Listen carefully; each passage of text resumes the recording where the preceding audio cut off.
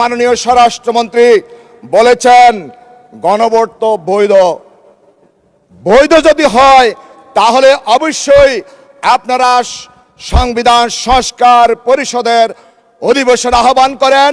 এই সংস্কার অধিবেশন 180 দিন মেয়াদ।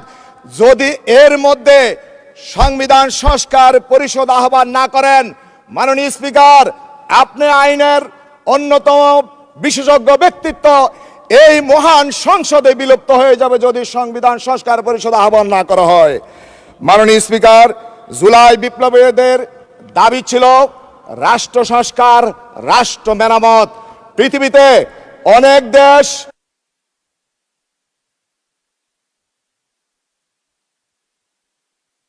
ধন্যবাদ। মাননীয় সদস্য একটু থামেন। মাননীয় সদস্য একটু থামেন। আপনাকে 2 মিনিট সময় দেয়া হলো, বৃদ্ধি করা হলো। ধন্যবাদ। আপনাকে ধন্যবাদ।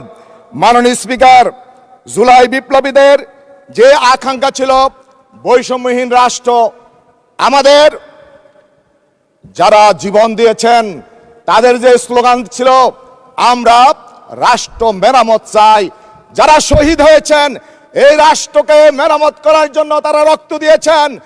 রাষ্ট্র যদি এই সংবিধান পরিবর্তন না করে, সংশোধন করে, তাহলে রাষ্ট্র মেরামত হবে না। আমি আপনার মাধ্যমে আমি মহান সংসদে সেই দাবি তুলছি। মাননীয় স্পিকার, আমার মাননীয় সিনিয়র সদস্য ফজলুল হক মিলন সাহেব বলেছেন জুলাই সনদ মানুষের কল্যাণের জন্য, রাজনীতিতে গুণগত পরিবর্তনের জন্য।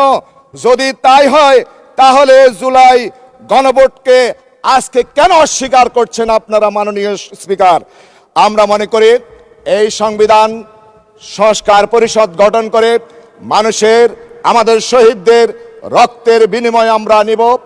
আমি আপনার মাধ্যমে একটি কথা বলবো, শহীদ ওসমান বিন হাদি আধিপত্যবাদের বিরুদ্ধে, কর্তৃত্ববাদী শাসনের বিরুদ্ধে, অন্যায়ের বিরুদ্ধে, জুলুমের বিরুদ্ধে যে রক্ত দিয়েছেন, আজ পর্যন্ত শহীদ ওসমান বিন হাদির বিচার করা হয় নাই।